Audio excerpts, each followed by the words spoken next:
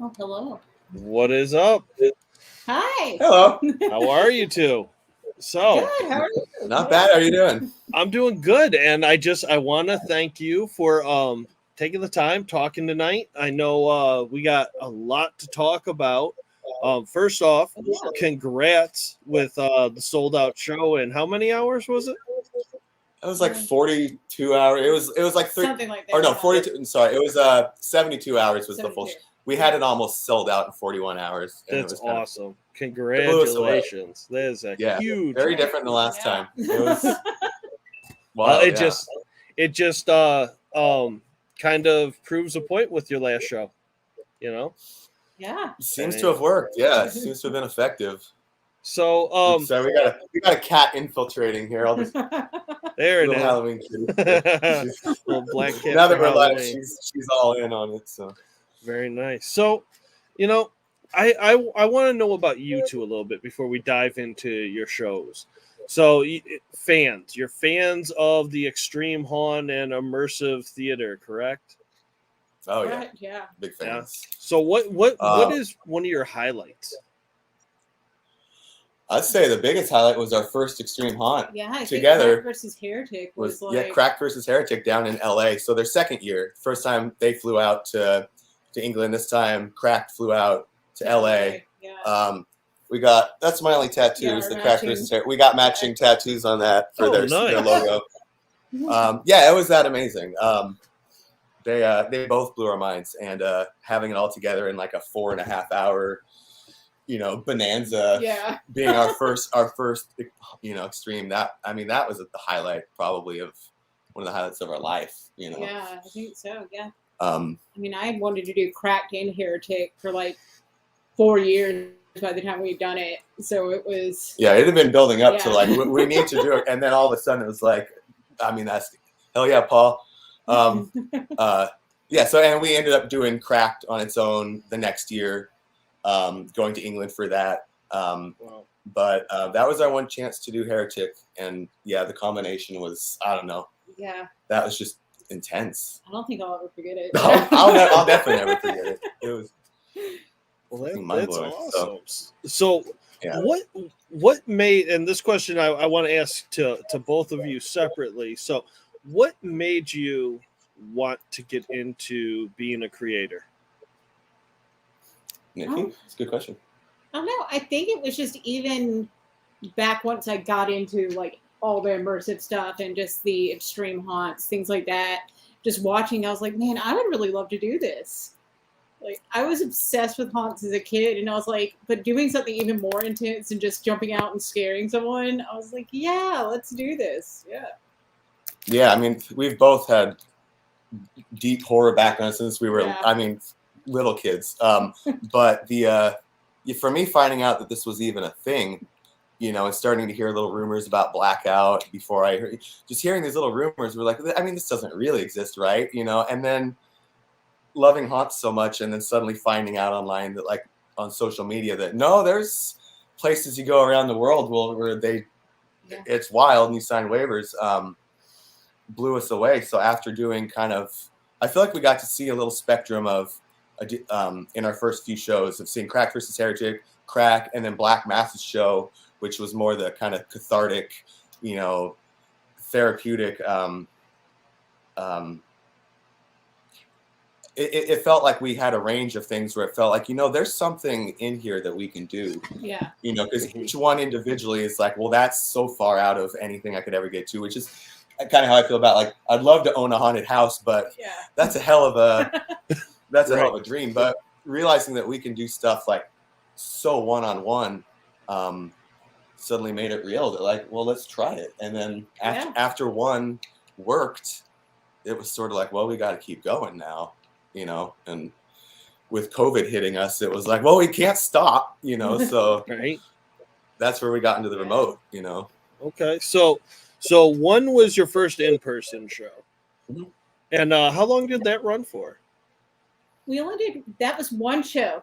Okay. And it was our test, kind of like, let's see how this goes. And it was a friend of ours.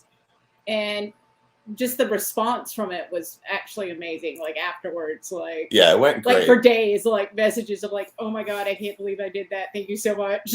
That's awesome. Yeah, so we did that, and then we ran Trials of a Deity, which was kind of a variation on one, specifically for Carl Webb. I'm sure you're watching, Carl. We love you. Yeah. But being the tiny god, he got his own special version of one, and so so we kind of realized these are going to work, and we were writing our next group show. You know, we had a little 3-person show that we were going to get going on, and then that couldn't happen. That still will happen. Yeah. We still have a couple group shows. Kind of put on hiatus for the yeah, time but of the they got pandemic. on hiatus.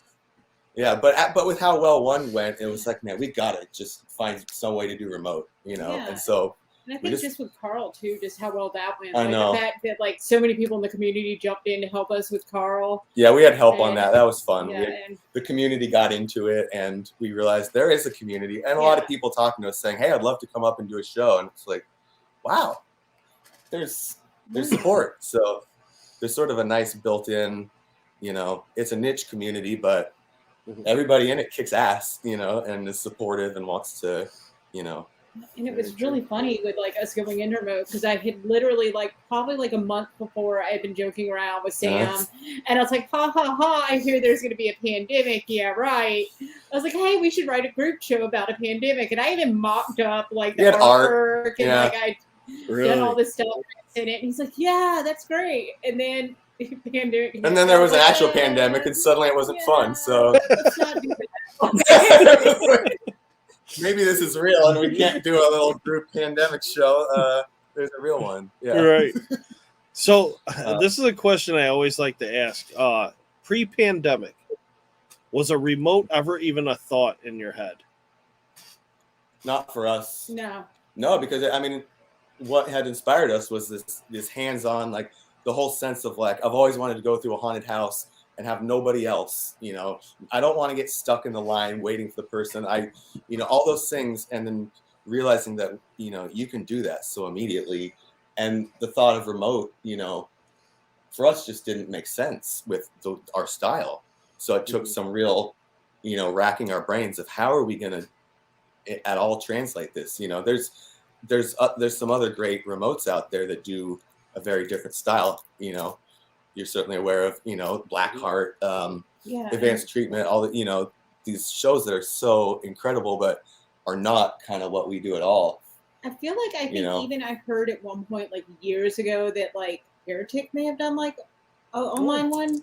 They did a little, like a private, like a private one, and I was just like, I wonder how that worked. Like it was. Yeah, we still don't know a lot about it, but it did get us thinking about, like, I guess you could do it over a computer. Over Skype or Zoom or whatever. Like well, I know right when the pandemic hit, I was on board. I'm trying to apply for every remote show there is to view, and I actually got to be a participant in yours in isolation.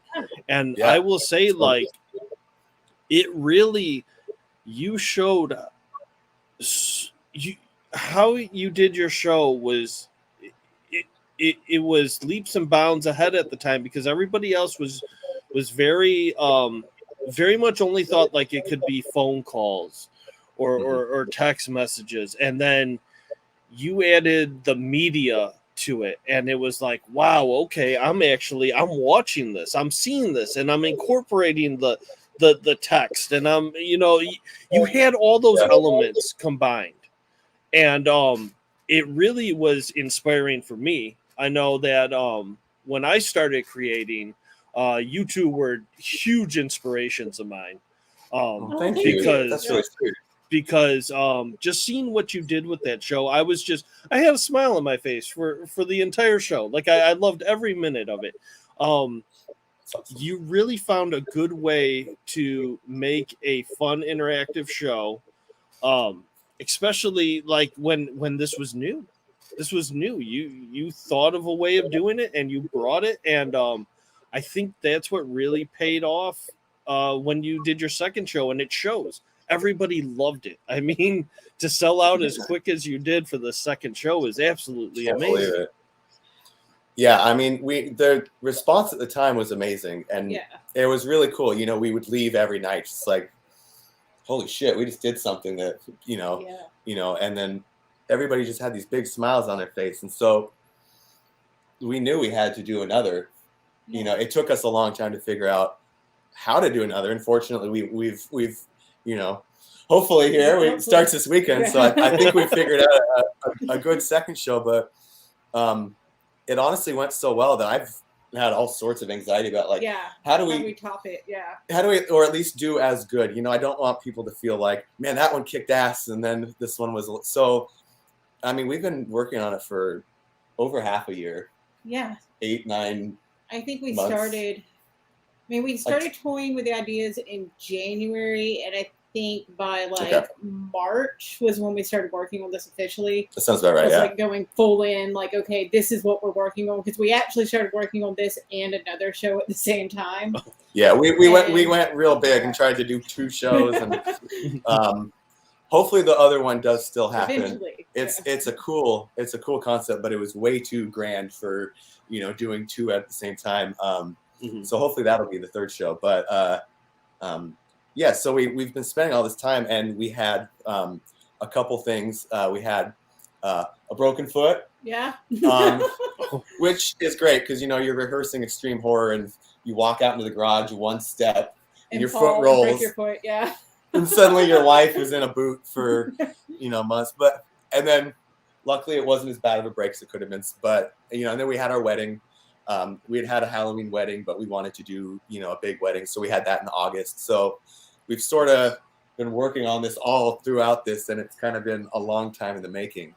Yeah, it's been a lot of putting together. A lot of it was just like the excitement of, even I think when we did ISLTN, we were doing Thursday shows too. So I was literally like doing shows and then going to bed like at 1 a.m, and then getting up the next day, going to work, and then immediately getting off of work, getting ready for ISLT.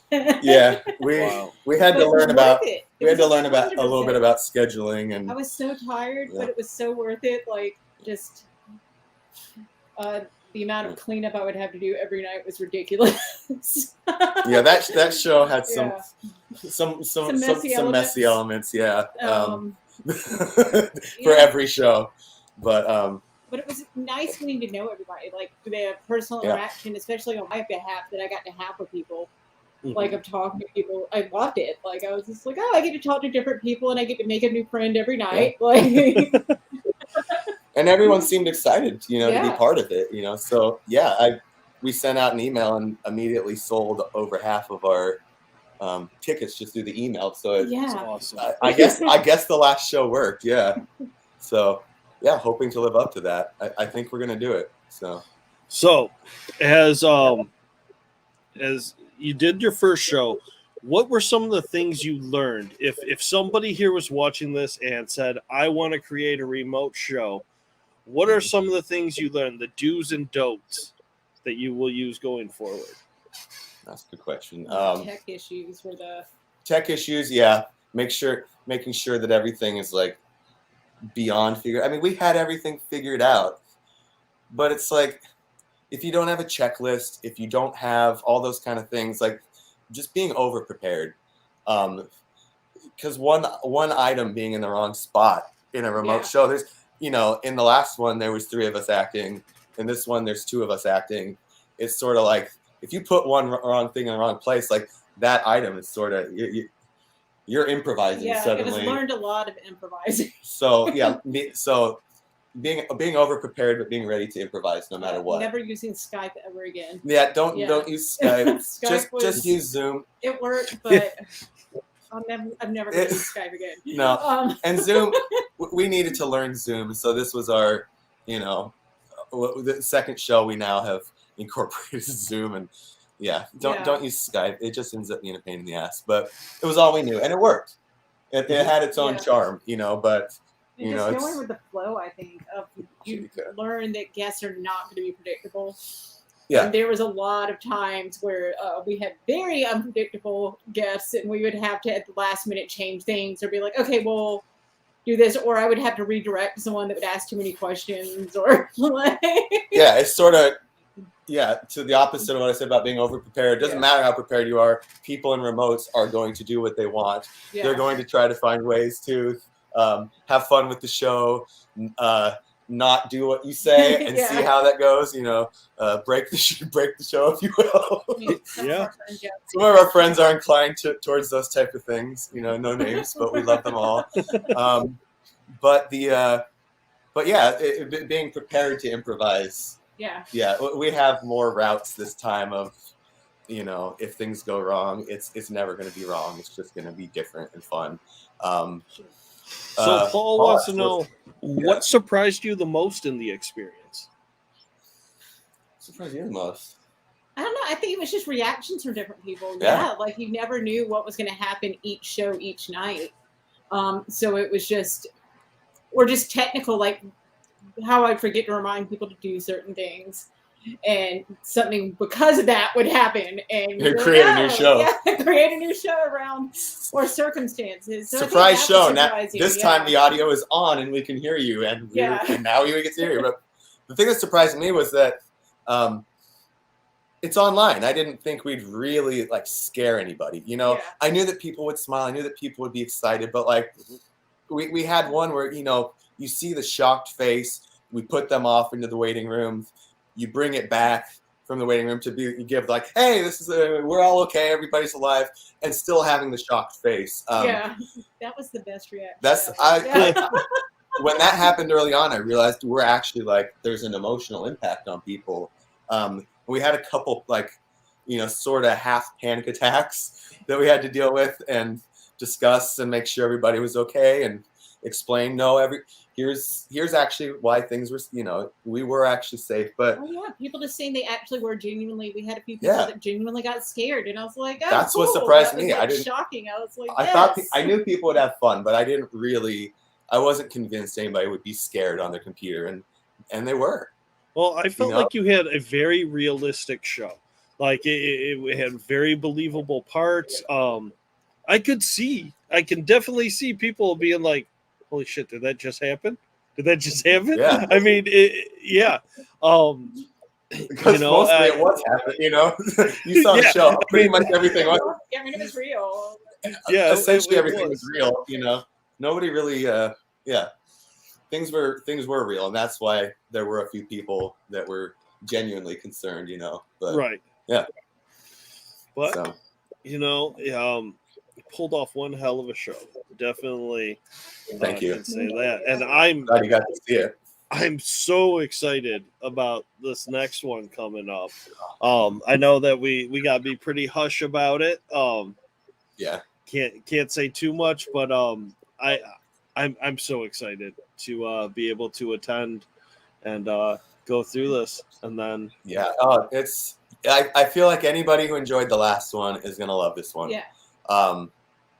You know, I don't want to say like, but I think it's a little more intense. Yeah. Personally, which is, you know, a lot to say for those who saw the last show. I think it's more intense, and you know, we've definitely worked on. I think in the last year or however long since, you know, our sense of acting and theatrics and some of those things and pulling in angles and that kind of stuff, you know, has grown, and I think that'll show. Question from Tim. Yeah, as someone going through the show for the first time, is there anything I need to know going forward, or anything I need to have ready? No, honestly, just we'll send out emails, you know, with information, right, with waivers, right, you know, within the week before your show. So anything that you don't have, you will have. The only thing is, and we'll say it in there again too, is recommend a computer and headphones. You know, if you have to do it on your phone, that's fine. I just, you know, we want you to see everything. With Zoom, it's going to be best to have, and just, you know, I'd recommend headphones, but that's kind of it as far as, you know, just come into it and be ready. You'll have all the prompts you need. You'll it's all fairly self-contained within the show, and it should be 45-50 minutes. We're looking at maybe 55. So about the same show, about the same as last show. Okay. And then But yeah, that's really all. So for let now. me ask. Let's say I'm one of those people that were not lucky enough to grab a ticket. Am I going to be able to get a ticket? We're definitely thinking about it because of how fast everything's filled up. Yeah, we're looking at December. Yeah, we want to do an encore run. Yep. We're doing our 23 shows, and then we have nothing going on the next week for Thanksgiving, of course. But those first 2 weeks of December, if people are interested, we'll do it. So let us know. Yeah, please. Email us, pdxtremehorror@gmail.com, or message us on Facebook.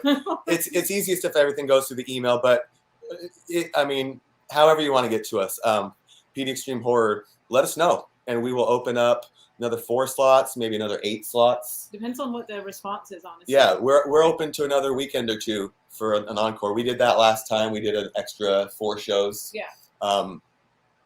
Which I think was part of where you were, Chris. Yeah, was in the because I missed the initial run, and so anybody that missed out, if we get some response from people, we're open to doing a couple more weekends of it. It's a lot of work, but fuck, I mean it's worth it. It's worth it. It's going to be awesome, and we want as many people to see it as can. And there's a few people that didn't do that did the last show that we haven't heard from yet. So I'm hoping that we'll hear from a few people and be able to get them in. So I'm excited about all the new people though. Really, there's a lot of new people.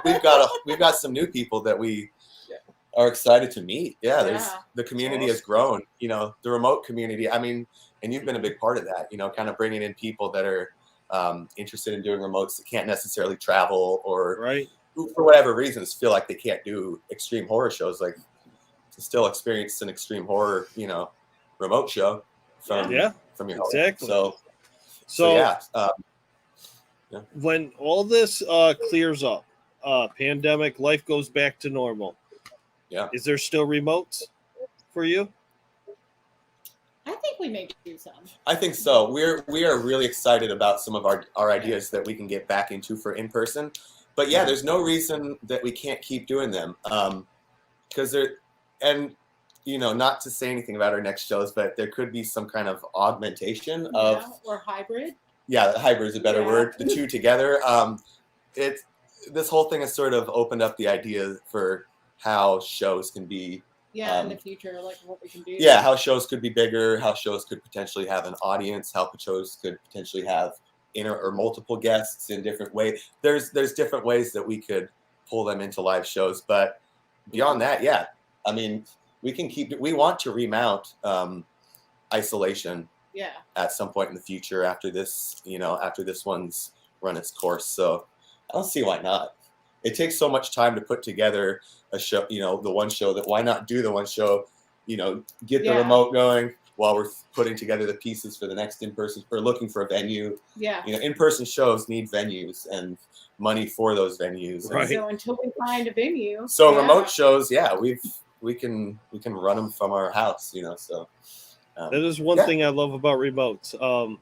Your budget is usually somewhat limited and affordable to put these on, because we're all creative. We just want to have an outlet, and sometimes doing an in-person show it's like you said, you got venues, you got just so many different things to factor in. So it's nice to be able to have this little outlet. Absolutely. Well, a lot of moving pieces, so it's I can't wait for this show, and I can't wait for the future for some in-person shows to be able to go and of yours to come and attend for sure. I guess in closing, any final things you want to say?